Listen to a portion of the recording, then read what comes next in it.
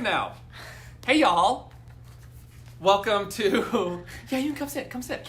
Welcome to our first live video of several over the next couple of weeks.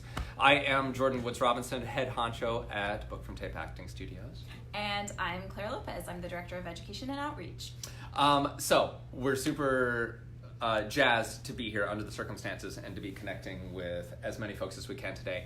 And we're trying to think of what the first topic was that we wanted to tackle. And we said it needs to be self-tapes. Yeah. Because we've had many years of evolving our own process with our self-tapes. And we're going to go over that a bit today.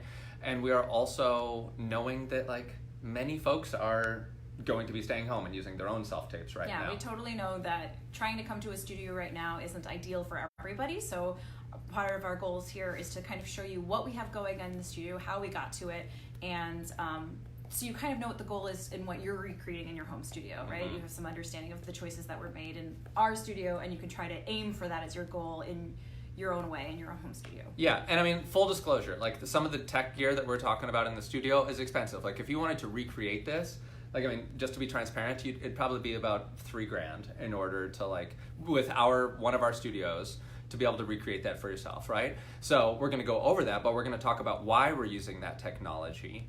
And then I also have two more alternatives for you. One is going to cost you about $150 total. Are we actually sideways right now I'm going to check. on Facebook? It should Okay, everybody. Hello. It's going great. I can rotate So, it. We up right now? Let me see. We got it. Now let's go ahead and head into the studio, and we're going to start to talk about our studio as it's evolved to this process. And I've been doing this, guys, I've been doing this for 5 years of trying to figure out, and that's probably relatively new, right? But I'm going to show you some of the equipment that I started on, why it's evolved to the point that it has, the ideal situation. All right, so Claire's going to be womaning the camera for me. Here we go.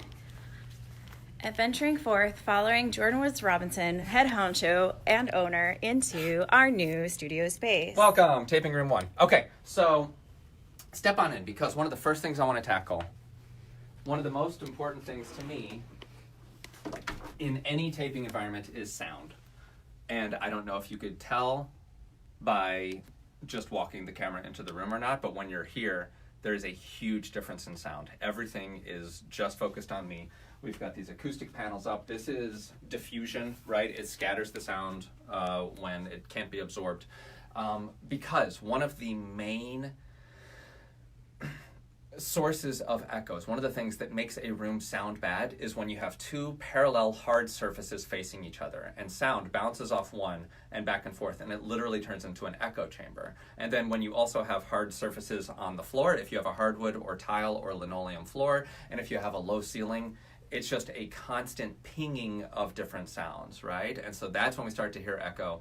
That's when it's hard to discern between the actor and the reader behind the camera. That's when it starts to sound echoey. And when you don't actually have those moments of vulnerability or dynamicism or whatever else it is that you as the artist know that you want to bring to the story, but it's all getting completely, literally washed over by the rest of the sound that's still echoing throughout the space, right? So some ways that we've combated that is we've got absorption panels up here in the ceiling. We've got them all around the walls. And you don't have to spend lots of money on this, but be clever about where you're choosing to treat, or where you're choosing to audition.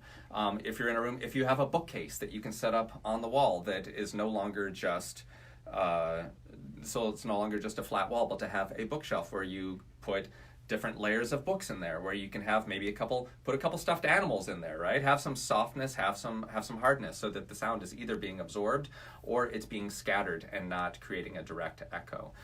If you're standing on a hardwood floor or on linoleum or tile, invest in a plush rug or a throw rug or anything, just to keep those fibers. It might not feel like a big difference, but those fibers are going to keep those echoes from coming directly back up to the microphone, right?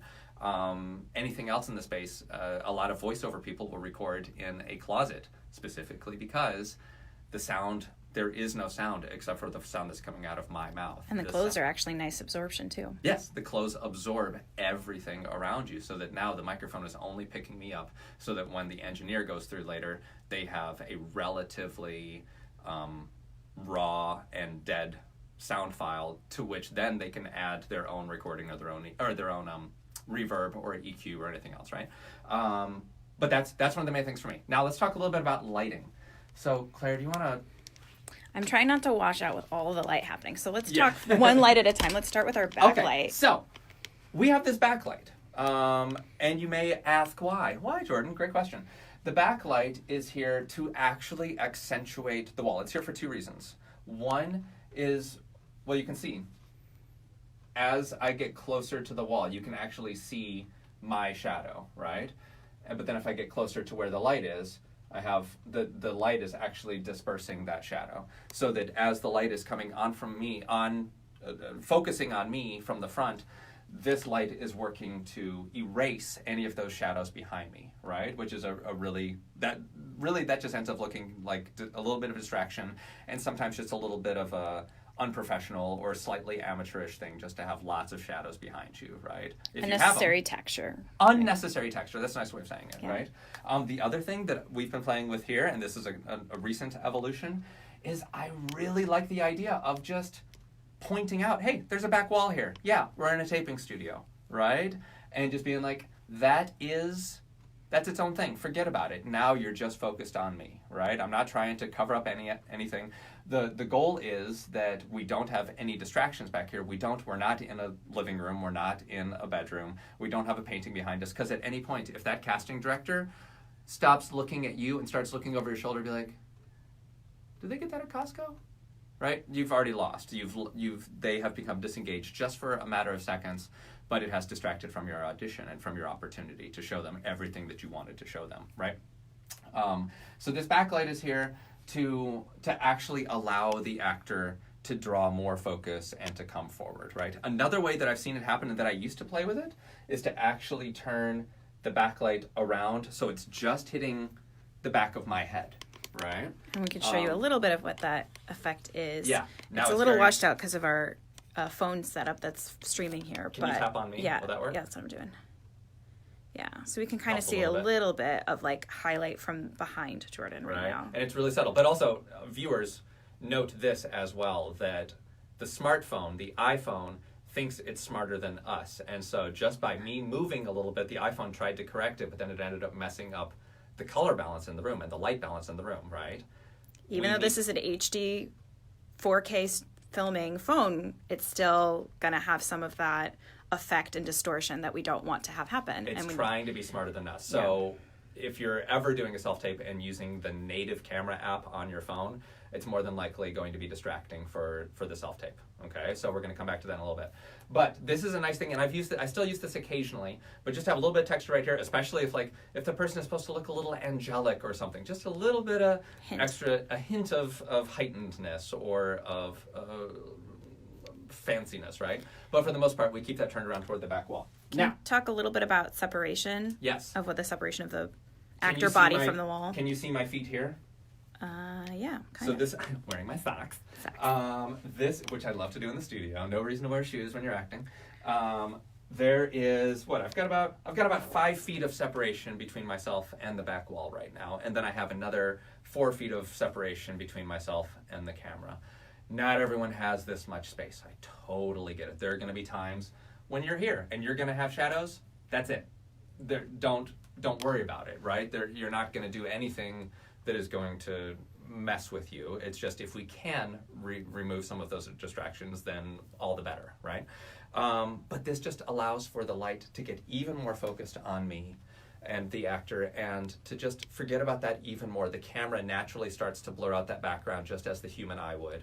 And now it's just focused on me in this spot, and it gives me room to play, because when you're an actor, our side-to-side movement, actually, it feels natural to us in the room. It's how we would actually spend time talking to each other, because we don't want to get too up close and personal and in someone else's space while we're in real life, right? So we want to feel like we need to stay back here. However, That is exactly the relationship that's the control that the actor has. When you're in the self-taping studio, your whole relationship is from this back wall to wherever your mark is. So the more space you can give yourself. To play. Do you want to talk to me? No? Oh, okay. Are you sure? Yeah, what's up? Oh, I got to get running, but I'll see you in a little bit, okay? All right, hold on to that thought, right? And now we just created a whole environment world for ourselves just by giving us those 4.5 feet in order to play with the relationship to the camera. Does that work well? Okay, good. So Continuing on lights. Continuing on lights, thank you, Claire. What we have settled on recently, this is where I've played with lots of different lighting configurations. What we have right now, actually, will it completely blow out if you come look at this from my perspective, Claire? It does a little bit, but I'll try to balance it out. Okay. It's pretty... Yeah, there you go. Nice. So this is the actor POV right now, right? Yeah. So we've got these two. First of all, I've chosen a ring light.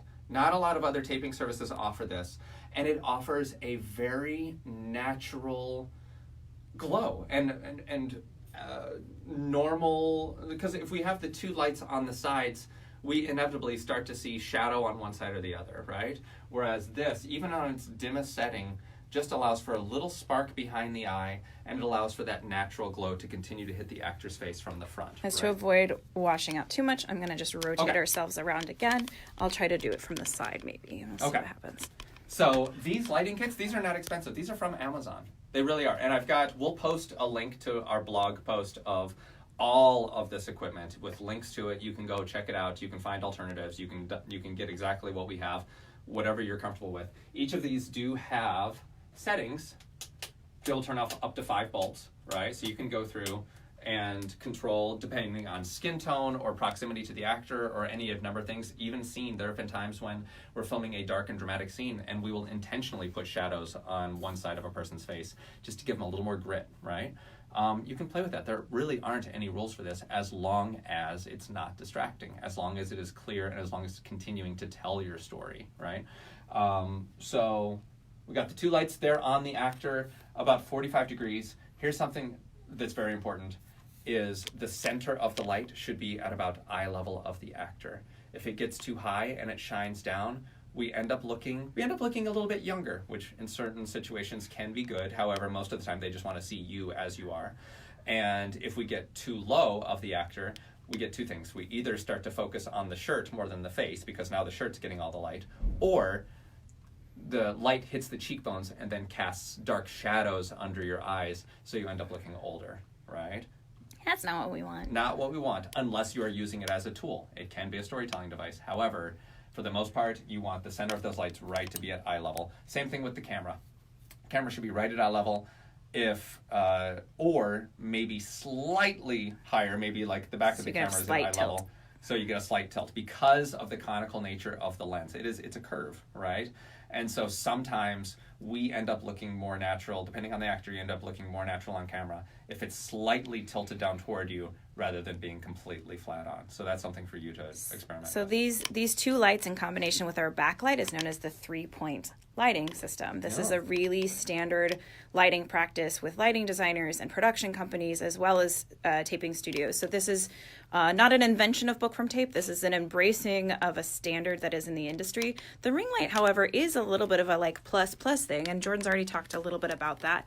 But and everyone's kind of got their preference, right? But it kind of gives us a little bit of extra sparkle in the eyes. Yeah. And it's definitely a personal preference with a lot of people. Some people love it and some people hate it, but we've found that we like the front light that it creates for us. If I'm going into the perspective of the camera, I can brighten or mute. So she's brightening the ring light right now. The ring light, but if we want to look at it on our monitor, This is what it's all transferring to right now. Here's Jordan. This is full ring light brightness. We would never do this. No. This is just for like full body shots when we need some maximized light. If I need to step all the way back here, we're going to brighten those brighten lights that up, to make right? sure that you can see everything. Yeah. But come on, step back to the mark. If you want, Jordan, take your glasses off for a second. Yeah. We're going to just focus on his eyes for a minute, but we can see this little bit of sparkle and sheen in his iris, right? And it's not super loud, it's not super distracting, but it just gives a little bit of attention to the eyes. Look at that face he's serving up. But this is like an intentional choice we've made in the studio, right? That we like not only the front light that we're getting, so that it's not just like side to side light, but we also really enjoy the sparkle, because we've learned in our craft and in our career that our big communicator is in our eyes. Everything is about being alive in our eyes. And if we're drawing just a little bit of extra emphasis and attention to our eyes, why not? Why not lean into that? Yeah. No. And see, I've got total, with our setup here, I've got total lighting coverage up until about here. I can get this close to the camera if I ever need to. Most of the time you're going to be right here, but then I can also come all the way back here. You're right now starting to see a little bit of shadow, right? That's dispersing. Now it's about gone right about now, right? So this is the average spot. Find that glow for yourself, but also know that if you do need to enter the scene, you can start back. Oh, Mrs. Williams, hi. I'm sorry I didn't make it by yesterday, but I really appreciate everything you did for my mom, right? That's it. We've just now created a whole environment without leaving the camera, without making the camera refocus on anything, and while still being completely within our light. So we had total control over our story. Cool. Lighting good? Lighting good. Let's talk a little bit about camera, okay? This is something, actually, how do you feel about standing? How does it read if we're just there? You can be here. Is that all right? I didn't know if we want to do a shot of the camera, so that's why. You know what? I'll put it up in front of this camera. Okay. Another cool trick with glasses, because I wear glasses. Two things. The lighting, as Claire just pointed out, it started to reflect, right? If I'm here, the light is bouncing off of the glasses, giving me a green reflection and blocking my irises, right? Watch this. Take them off. Take the arm of your glasses, tilt it up into about an inch above your ear, okay? It's actually on an angle. The arm is now right here. My ear is right here, okay? I turn back. The camera really can't tell the difference, but now the light is reflecting off the lens and going down that way. I have to go all the way up here in order for you to be able to see that green. What again, a cool tip. And in a pinch, you can use like mic tape, or you can use a bobby pin if you were like, hey, I'm having trouble making my glasses stay there. But in general, a nice troubleshoot for that is when we talked earlier too about the lens being at eye level or slightly higher and tilting down. That also helps solve that reflection problem too, right? If we change just ever so slightly, nothing huge, but change ever so slightly the angle of the camera, we're now seeing less reflection in the glasses. Exactly. So that's tilt of our head, that's tilt of the glasses, tilt of the camera. We've got 3 different ways we can troubleshoot it. And I have a series for that specific purpose. I have a series of like reading glasses that I popped the lenses out of so that we just have the frames. It's a common practice. If you go onto any film set, they're going to have glasses with either completely reflection-less lenses, or they've popped the lenses out, and as the viewer, we can't tell the difference between when you're just wearing frames or when you're wearing a la Zooey Deschanel and New Girl. And Harry Potter, most of the time he's just wearing frames with no lenses. Mind blown. Okay, this is one of, how's that? Can you see that focus on there? This is the Canon 80D. This is one of the cameras that we use.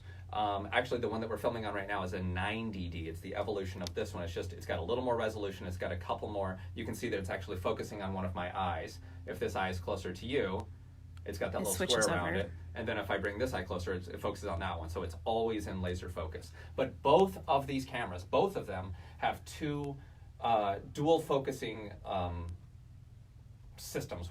I can't think of what they're called right now, but they actually... Most cameras will focus on you once, but that allows for, if I come forward, it's only got one system, and it's going, there he is, there he is, but then I go backward, and it goes, out of focus, there he is. It takes longer. Both of these cameras are nearly instant, so that you have full control of being able to get really close to the camera, and then being able to go back, and it's constantly focusing on you. The 80D is more budget-friendly. You can find these on Amazon. If you buy it new, it's like $850, which is still a price tag. However, if you get it used or refurbished, you can find it for much less than that. And this camera will serve you for a very long time, right? The next thing to talk about is our microphones, all right? Do you want to talk about the internal mic on that one first, and then switch over into the... Yeah, so the internal mic on these cameras, on just about any camera, is going to be fantastic.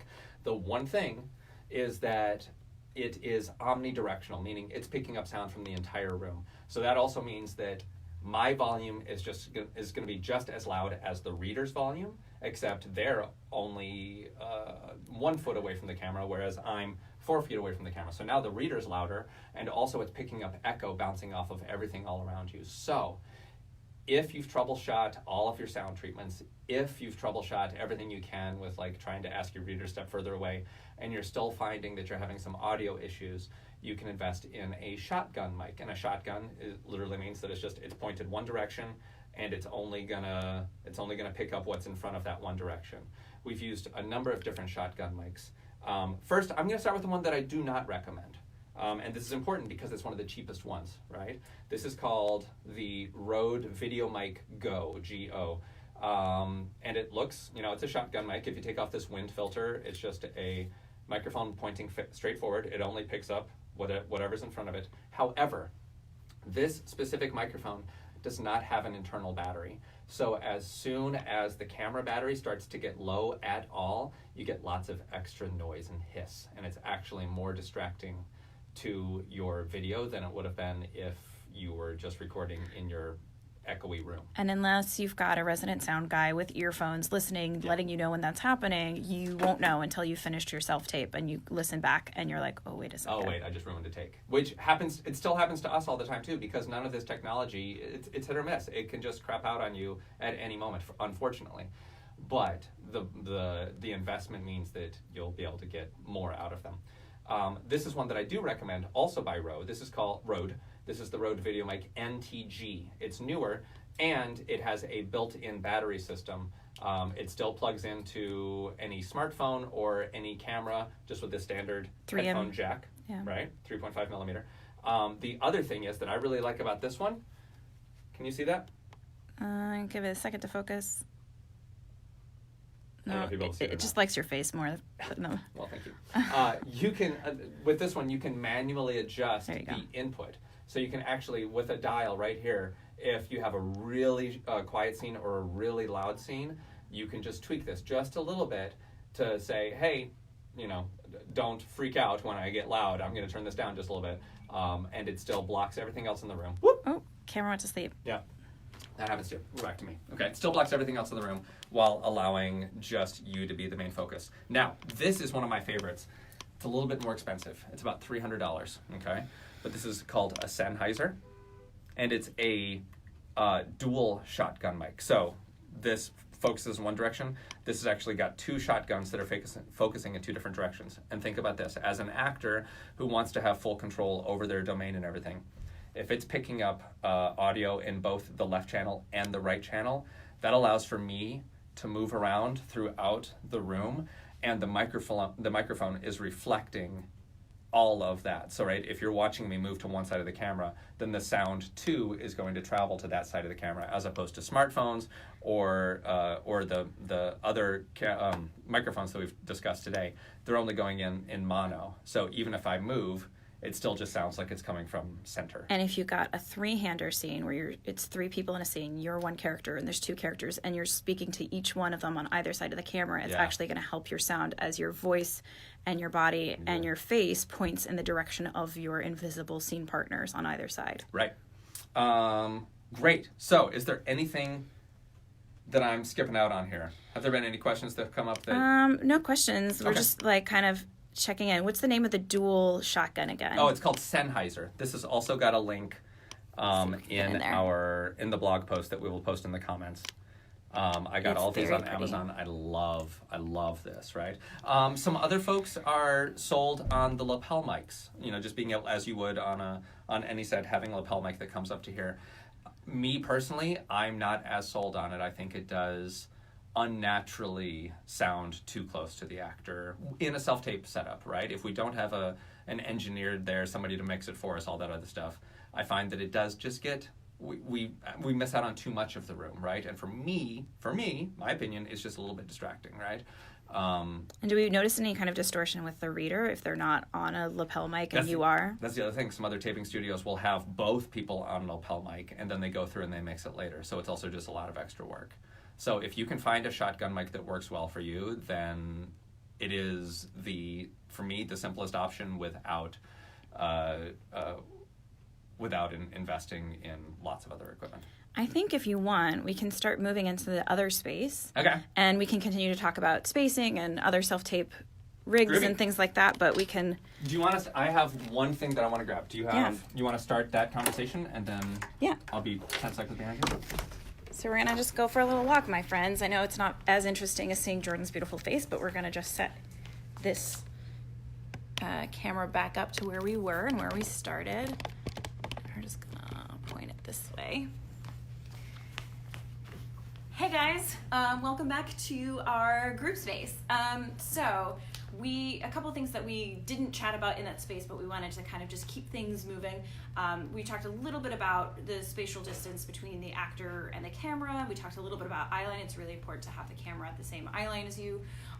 It's also really important to be aware of having, when you're speaking to somebody, you're not speaking direct to camera unless it's a commercial audition or it's a character in which you've been directed to speak direct to camera if you were a news reporter or something like that. Mm-hmm. But in general, that you always want to place your eyelines on either side of the camera, but being aware that we're never going to aim to be directly in profile. So even though Jordan's right next to me and I want to talk to him like this, if it was a self-tape situation, you've lost so much of my face and most of both of my eyes. Mm-hmm. So we're just cheating those eyelines. Kind of our 3-point lighting system helps with that, right? Because where the lights are kind of gives us the boundary in which how far we can look, right or left. Yeah. So there's just like another little tip, fun fact about in your own taping setup as you're trying to figure out where am I looking. A lot of us already know, I don't look at the camera, duh. But a lot of us don't realize that sometimes we're cheating ourselves too far over and we're overcorrecting. So just another thing to sort of consider and think about is setting those things so that your body and your face and your voice is as open to camera as you possibly can be and speaking to a person on either side of camera without it being too close or too far away. Yes, absolutely. Speaking of which, you're right on edge of frame, so I'm just going to adjust this real fast. Thank you. Okay, now, check this out. So, like I said before, that's all crazy expensive, right? And you can get more expensive, you can get less expensive, but at a certain point, you just have to know why you're making those choices. But as promised, I want to introduce you to something that is about $150 alternative, at least for the camera, right? And this turns any smartphone into a pretty dang good camera. This is an anamorphic lens by a company called Moment, Moment. We'll put the link into the notes, into the conversation underneath, right? So this little lens is made of actual glass. You can get actual lens flare, and this little lens is about $125. Okay, you can take it with you. You can take pictures with it. You can take videos on it. The way it works is it attaches to your phone with the special Moment case, and you can see up here it's actually got a way that you just take it and screw it into the case, and now it's connected completely to your camera's or to your iPhone's camera or to your Android's camera. They make a special case for any of these phones, and so when you upgrade your phone, all you have to do is buy a new $25 case, and you still get to keep the same lenses, right? But what this does is when you go into this app, it allows you to control focus. You can say, I only want it to focus on this one person. It allows you to control lighting, which is what we were finding with the iPhone earlier when it was trying to be smarter than us. It was adjusting the contrast and the lighting. And we say, no, don't adjust anything. I want to move around the room without it looking like the room is changing, right? And you can say, good, only focus on this light and lock in this wall right here, right? So that even as I move around the room now, it still keeps the room looking exactly the same. And more importantly, this gives a beautiful wide angle lens, which is what you would get on a DSLR or any other camera. And so it's just making things more standard. And so you can, with this, I've used this to shoot beautiful videos. I also take it with me on vacation if I'm ever in a hotel room or anywhere else. Like this is a massive lifesaver for any actor who is consistently doing self-tapes or video blogging or hosting or anything else. So check it out. I think it's momentlenses.com, but don't hold me to that. We're going to figure it out. We're going to put it into the show notes. But for about $150, you could have this. You can also they sell a little stand that has got these adjustable tripod legs to it. You can put this onto like a wall sconce at a hotel and then adjust it to have your camera facing you so that you don't need to have a tripod I've adjusted this. Whoops! I've put this on like tree limbs and stuff before, right? So whatever you need to do. Now, lastly, if you aren't in a position to drop even the $150 on the lens, you should not be doing anything on your phone in the native camera app. Period. It's just not. It's not worth your time. It's not worth your investment. However, there's one app called Filmic Pro. Again, we'll put it in here, Filmic Pro. I think it's $19 or $20 in the App Store or on Google Play. And again, it gives you all the same controls where you can see sound metering, you can see everything else that you're going for. But you can, with this, you can lock in focus, you can lock in aperture, you can lock in brightness. You can even edit within this. However, I wouldn't recommend it. I'd still export it to whatever editing service that you're using. Please edit on your computers whenever possible. Our phones, even the best editing apps, are so limited, and honest to heavens, I don't even have that big of fingers, but trying to scrub through footage and crop and edit, it's really, really limiting. So we always recommend edit on a huge screen where you've got the space to play with it and really see what's happening. Yeah, it'll save your sanity and your time. And I don't think... And your data. Yeah, and most phones don't allow you to name it as, or I guess no iPhones do. Androids probably do because they do stuff like this. But iPhone doesn't allow you to like name your file when you export it.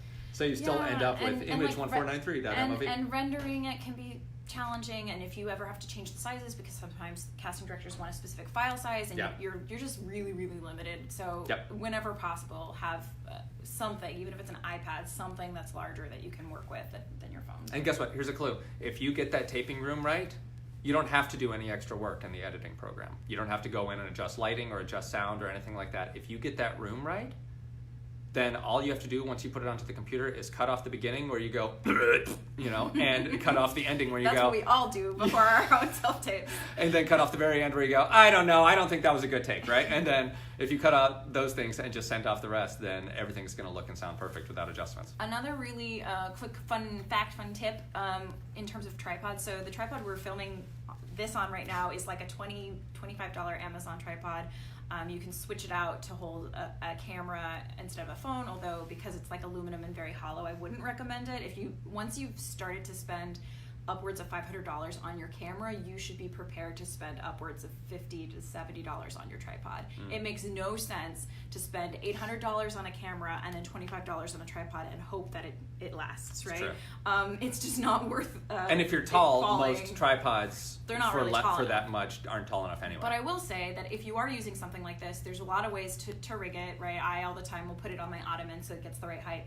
There's a built-in little sort of level in there, but the other thing I really recommend is if you're on an iPhone, and I think Android has this too, there's actually an app that has a level built into your phone. So before I do any self-taping on my iPhone, I'm always going through the app. I set up the level and I go, is this actually level? Like sometimes it's level to the floor, but the tilt forward or back isn't quite right. So I check that first. It's just a small little thing. It takes 20 seconds, but I do it before every self-tape that I do on my iPhone just to make sure that I'm nipping that in the bud and I'm not in my edit going, wow, I'm a little like off and how do I fix that, right? So it's just a small thing that I think is really worth doing.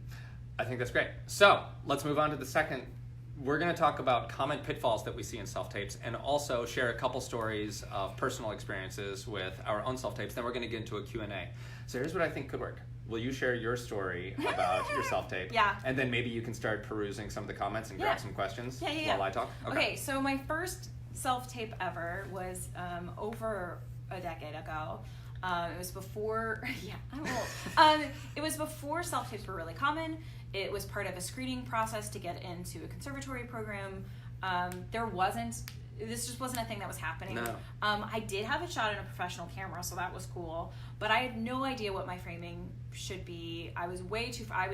I had a singing component. I was way too far away from the mic. I'm pretty sure not only could you see my entire body in the framing, but I'm pretty sure depth-wise I was like, I don't know, over 10 feet away from the camera. It was bad. I booked it. It was fine. But it was kind of a miracle. Like I really could have lost out on a really good opportunity because I just didn't know. And honestly, I didn't have a place to look. Like there wasn't a bunch of YouTube stars out doing stuff. I didn't have anything as a reference point. So I quickly learned after that, and since then working in the business, like your framing is super important.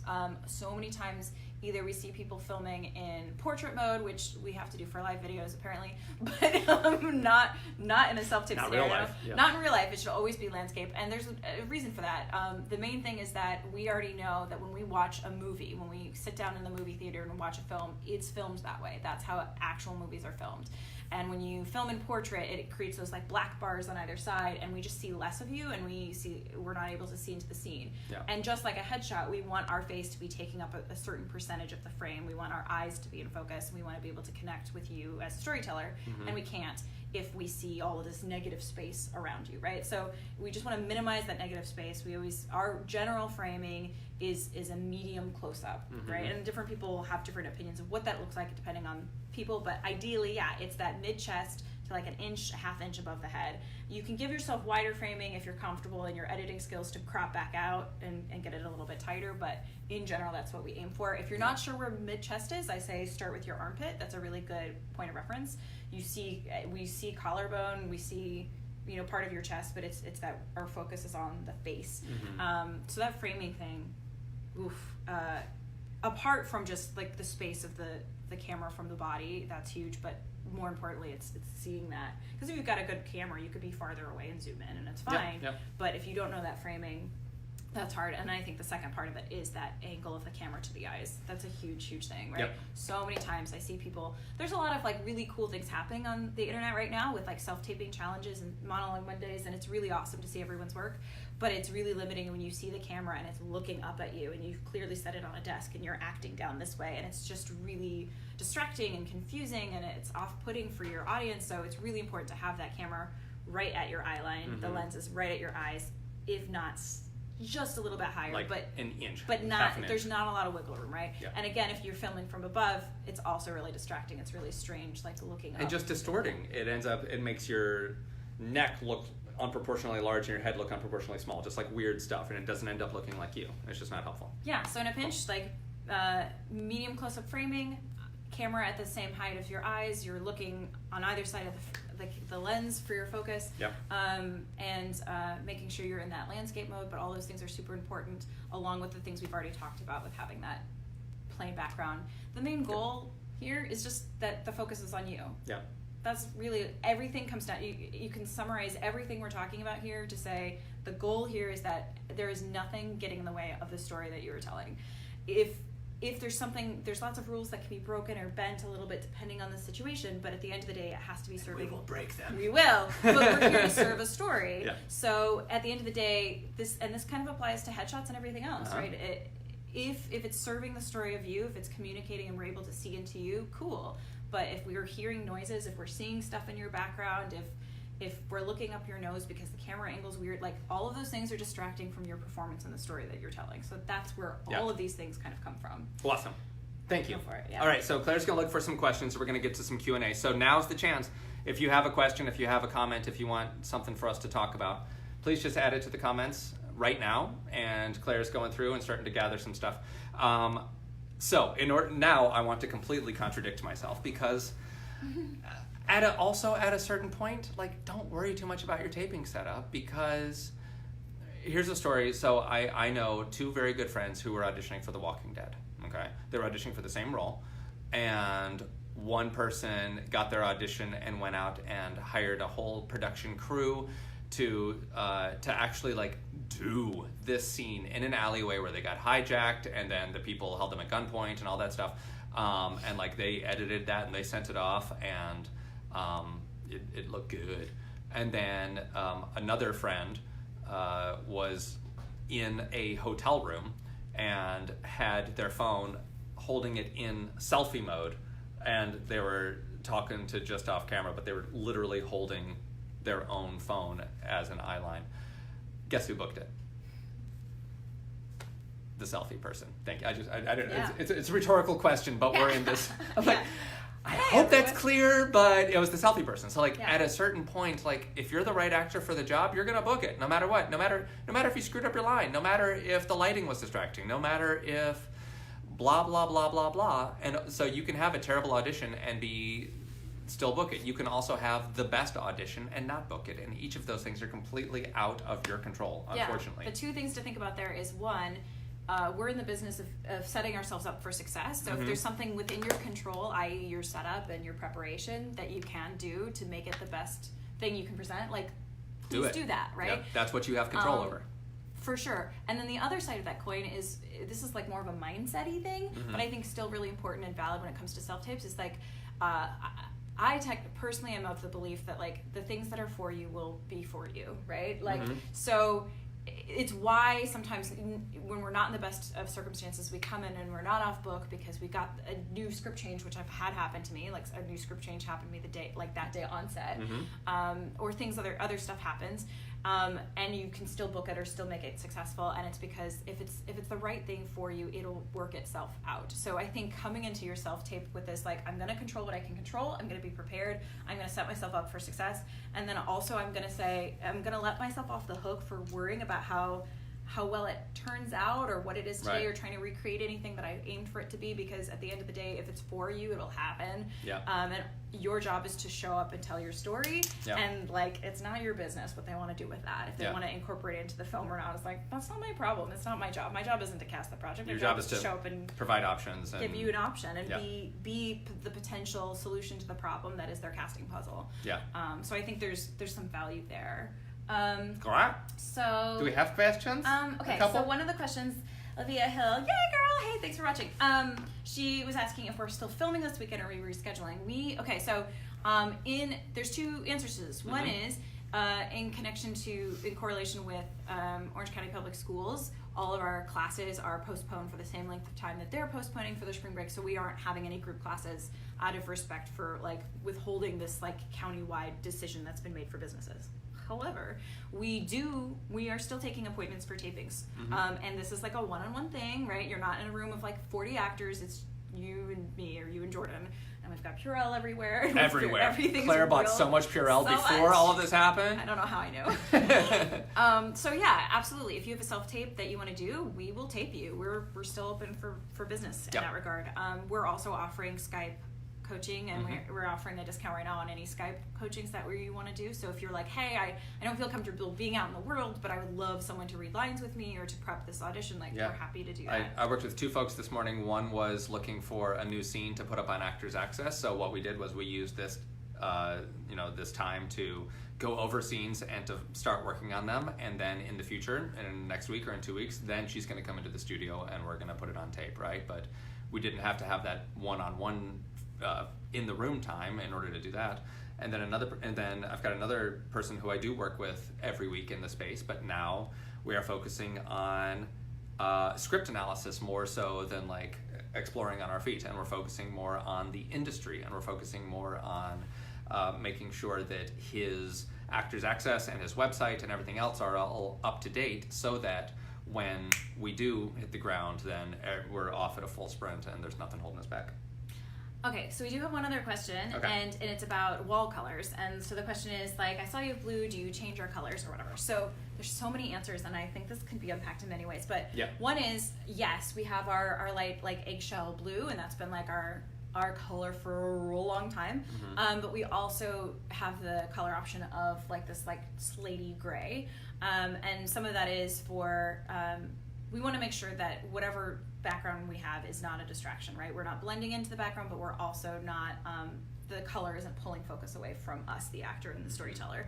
So we have, the blue is a little bit happier, approachable. It might be for something more commercial or comedic, but it's still really neutral. It doesn't project anything like super loud. And the gray is a little bit darker. Could be used for drama. Could be used for thriller. I've used gray personally in my own self-tapes for even for commercial stuff, right? I just like the look of it. So it gives us some options depending on your skin tone or your wardrobe for that day. So we do have a couple options, and we're continually building and discussing all the time, like, ooh, what other color could we add? But one of the things I wanted to talk about is, like, we see really all the time this like chroma key green or chroma key blue, right? And there's like such a divide about it, right? A lot of studios, it is available in the Fovitech backdrop, the collapsible thing, right? Which is a great resource. Just if you don't have like a place in your house that is like really great, you can buy it looks like one of those, like a windshield solar blocker on your car, right? It just folds up into like this little disc, right? But then you unfold it, and it's a 4x6 or so like panel. Yeah. And it's not made out of. It doesn't wrinkle easily. Yeah, and they make it collapses down, and they make it with two-sided colors. So some of them are black and white, some of them are blue and green, some of them are blue and gray. I personally own the blue and gray one because I love the gray so much. And there's some studios, at the end of the day, when it comes to backdrops, I think people worry a lot more about them than they should. So a lot of the time people are like, should I have blue? Should I have green? Everyone seems to like this one, right? And I think it's a little bit of maddening and crazy making, right? A lot of the time we're putting a lot more, we're giving away our power and our mental energy to something that isn't as big of a deal as it should be. So I just want to preface it with that. At the end of the day, every technical question can be answered by, is it distracting from me telling the story? Like, at the end of the day, right? So for some reason you're like, hey, I really like this shade of blue against me. I know I pop, I've gotten a lot of compliments, but then by all means use that blue, right? Yep. But the thing I wanted to say about, especially the chroma key, especially about the chroma key green, but blue is included in this, is that like it's really important to understand sort of the history behind it, right? This thing that we think of like, this is a standard and everybody seems to use it. Like, I'm gonna do that because that's a standard. It actually isn't really a standard, right? This was developed with news stations and technical production companies, and it was for the purpose of replacing that background, right?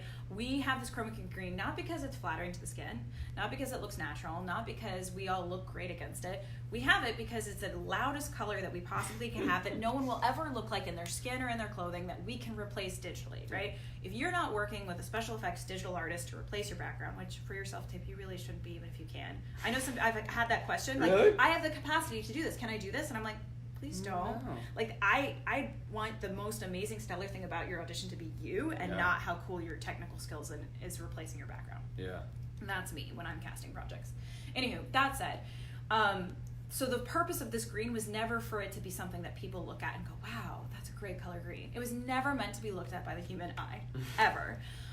It doesn't exist in nature. It doesn't exist in nature. Which is why it makes it easier to remove it, because you won't find it in any of our natural... It's not in anything, right? Yeah. So it's literally supernatural, right? So just don't use it. So don't use it, right? And blue is a lot more complimentary and it's beautiful, and I've used it in a pinch if I'm like, I really want to wear gray for this and I don't want to use my gray background and blend it. So I've used my blue for that.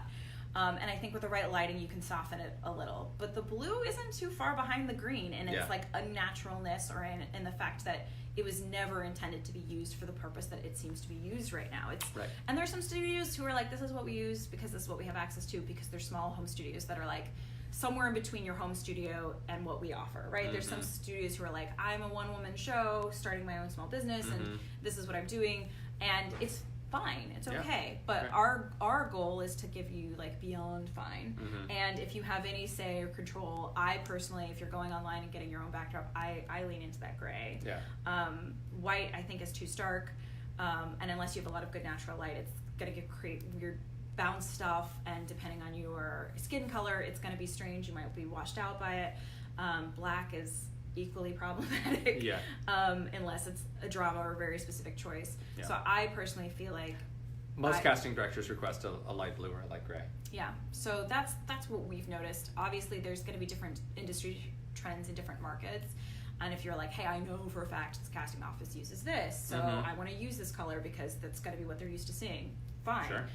It's a strategy at that point. But there's also strategy to be saying, I know everybody else's in-person studio was like, I know like Mark Mullins I think is blue, right, in his backdrop. So if I know I'm doing a self-tape for Mark Mullins, I know I could do blue and match all of the tapings that he did in his studio, or I could purposely go, I'm going to stand out and I'm going to use a different color. So that's just like strategy, and that's just problem solving and making some choices as an artist. But at the end of the day, if your acting is where it should be, it shouldn't really matter. They shouldn't notice the background. It shouldn't be noticeable, right? If you're doing your job right, again, set yourself up for success, make good choices. You know, don't come off as like completely green and a newbie by not being aware of these trends. but at the end of the day, like, don't like stress your heart out around things like, well, I did gray instead of blue, or I did blue instead of, like, Yeah. it will be okay. Yep. Yeah. See if we have any other questions. Is any blue shade okay? I have the blue-green portable backdrop option, and the blue is more vivid. Yeah. So we already kind of covered that. So Dallas, yes, all of that was for you as well. Like, is the blue, between the blue and green would either work? Yeah, the blue is, I would default to the blue and only use the green if there's something really specific, but yeah, the blue is going to serve you great. Yeah. Any other questions? Tanya says, looking good in the new studio. Thanks Tanya. Thanks, Tanya. I know, it's like splitting focus between our computer and ourselves. Trying to think if there's anything else. I didn't touch on this earlier, but even if you don't have a great lighting kit, natural light can't be beaten. You don't want direct sunlight, but if you have a window that just has natural light streaming in, you can use that, and it's going to get you like I'm using these lights to try to recreate natural light, right? That's the goal. So always so sometimes just use natural light. Your hotel room when you're traveling has better lighting because almost every hotel room has at least one external wall. So sometimes I'm having to pick a battle between, like, well, this wall is clearer, but this lighting's better, and sometimes you have to make this hard choice to go, okay, I'm gonna take the frame off, the pre-mounted frame off of this wall, and I'm gonna lean into this good light because I would rather be seen. And if there's a little like light switch in the frame, oh well, I'll either crop it out or figure it out. And if they know when they requested it that I was booked on a thing, like, they'll know, right? Yeah. So I a lot of the time lean into the light. Yeah, and at that point, just close the shears. You know, there's always like the sheer and then the regular curtains in a lot of hotel rooms.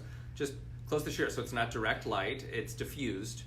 That way, you're not getting any harshness on your skin. And I've seen folks buy, because this is really accessible. Like if you go to a Michael's or a craft store or an Office Depot and pick up just like poster board, like a white poster board, I've seen people literally use that as bounce. So they're like, I don't really have this direct light I can't find a good wall or whatever, so they'll use natural light, and they'll literally, like, if they can, they'll hold it as bounce and they'll literally reflect it up at themselves, and they'll do the whole self-tape. And it's challenging because, like, you don't have access to your hands and stuff, but or you could prop it up on the bed. But there are ways to actually make a really beautiful self-tape without a lot. If you have your on-the-go tripod and you've got like a good app to record, so you know that, or a lens, or but yeah, it's all possible. Cool. All right, let's see if we have one more question, maybe. If do you not, coach the people that come into self-tape? Yes, we do. So this is a kind of a shift thing, right? So in our old spaces, we had the option of, like, either you can get coaching and taping, or you can get just taping. But one of the things we've sort of upgraded with the upgrade of our new space is that now every time you tape, you're immediately getting coached. And we are super flexible on that. Like, if you come in and you're like, I know what I want to do and I don't really want to play with it right now, that is totally cool, right? Great. But we're easier on us. But we're super available. Now everybody is trained and has already been doing this anyway, but now included in your taping is coaching and feedback. So we're there to give you some options and play with it and try some new things on, and to be like a consultant and a collaborator with you on building whatever the piece needs to be. Yeah. So yeah, for sure, that's something that you. And it's not. It's almost never out of like a we're gonna fix this kind of context. It's out of, hey, we are fellow actors as well and have, our muscles are quite in tune to picking up script analysis clues, as are yours. And oh my gosh, I just noticed this new clue. I'm just gonna throw that at you, right? What do you think about that? And we just go again, right? It's pretty low key. So we've got one more question, and then we can maybe. Hey, Stacey. Yeah. Is the best way to hide or soften shadows if we don't have filters? I'm not really sure about the filter part of it, but we already know proximity is our biggest ally or enemy, right? So the closer you are to a light or to a wall, the stronger that shadow will be, right? The more emphasized we will see your outline of your shadow to the wall, which is why we're always playing with that depth, right? If in a pinch in my own, like if I have to self-tape at home and I can't go to our beautiful studio, I have my 3-point lighting system, and that separate little light, even if you don't have it, like you can get a lamp, something to just give a little bit of pop on that back wall behind you to separate your body from the wall helps a lot. And that height thing, right? Whether or not you've got something to soften or filter it, having the light be the height of your eye line is really, really important to minimize the shadows that you're going to see on your face and keep Right. things pretty and flattering. I've seen people who take lampshades and take bed sheets and put things over them. Like, that's another way to sort of diffuse or control light in a different way. Yeah. Obviously, it's limited, right? If you're not using good daylight, natural light, or natural light bulbs, you're going to have some warmth and some stuff that you may not want. Yeah. Or you might be yellowed. But that's, in a pinch, I think your best friends are having just like a white bed sheet and having something you can throw over a lampshade that you can give yourself some light without risking like a fire, right? We want to not put it directly on the bulb. But yeah, something like that. And that's I'm going to interpret Stacy's question similarly, but slightly parallel, is that I'm wondering if she's saying, because when I first started out, I went to Lowe's and I bought like one of those work lamps. You know, it's like orange with the grid across the front. I'm like, this is a strong light. I'm going to use this, because I didn't know where to go look for soft boxes and stuff, right? And that is, the death of that is just when it's directly on your skin. Then it's way too harsh. But if you can find a way to bounce that off of something so that what's hitting you is now diffused. So that poster board would work really well. You can bounce it off if you have like a light wall nearby. If you have just go out and like set up a white poster board and have the light bouncing off of the poster board so that that light is hitting you. It's going to be softer and it's going to be less distracting. And Amazon has, we have the softbox lights here, but we also have like sort of cowboy lighting that I use at home that's basically the same thing, but instead of a softbox, it's like an umbrella. I don't love it as much in terms of the look, but it's nice in terms of like in your home studio, it's a lot easier to open and close an umbrella than it is to open and close the softbox Oh lights. yeah, it does need to stay up. They basically, our lights, our softbox lights, just stay up the whole time because trying to break them down is kind of a pain in the butt. But I have the ones with the little umbrellas because then I can just set it up, open the umbrella, and it's ready in 30 seconds, and it's not too bad. Check this out. I was just at IKEA, and they sell a number of LED wall panels that are like 2x4 wall panels, and they're like, it's like the size of a wall-mounted mirror, but it's all LEDs and they're dimmable. And that, like, if I were looking to like reimagine some of the ways that we do things, I would consider those too, because one of the problems with LEDs is that they're just hella bright. They're way too bright. It's going to be distracting for your actor in the scene to try to act with those around, right? However, if they're dimmable and if they're at a point where you're not squinting when you're looking toward them, then those are super cheap to maintain, right? They're this thin. You can put them behind a door or something, and then you just get them out and hang them up on the wall when you need to, and you could probably get a pretty dang good result from that. But this lighting kit that we're using, you can find it on Amazon for like $100. Like, really? Like, if that is an investment that you're concerned about, I say it's a worthwhile investment. And I will say, I'm in the process of like buying my own version of a ring light because I feel this way too. Like if I'm like on the road and I can't be here, that the lighting almost before I do a different camera or do different sign lighting is one of my biggest things, because just having, because I was using natural light for a really long time and I really loved it, but then I was really limited to like, okay, it's 6 o'clock and I have to do a self-tape and I literally can't. It's nighttime. I have terrible light in my house. So I think the lighting is a great investment because you can do so much with a smartphone, iPhone combination if you use the right apps, and you can do a lot with the internal mics, but you can't really make light exist where there isn't any if you don't have some kind of setup. So I do think it's one of the best investments and are pretty affordable. But we probably have we have like one more question, but for the most part we've answered it. Great. So let's like focus on wrapping up here. Great.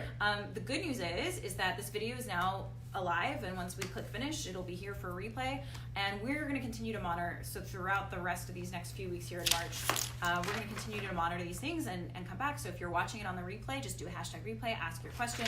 We will be coming back through this thread pretty much on the daily, answering any questions that pop up and adding any links that we think are relevant.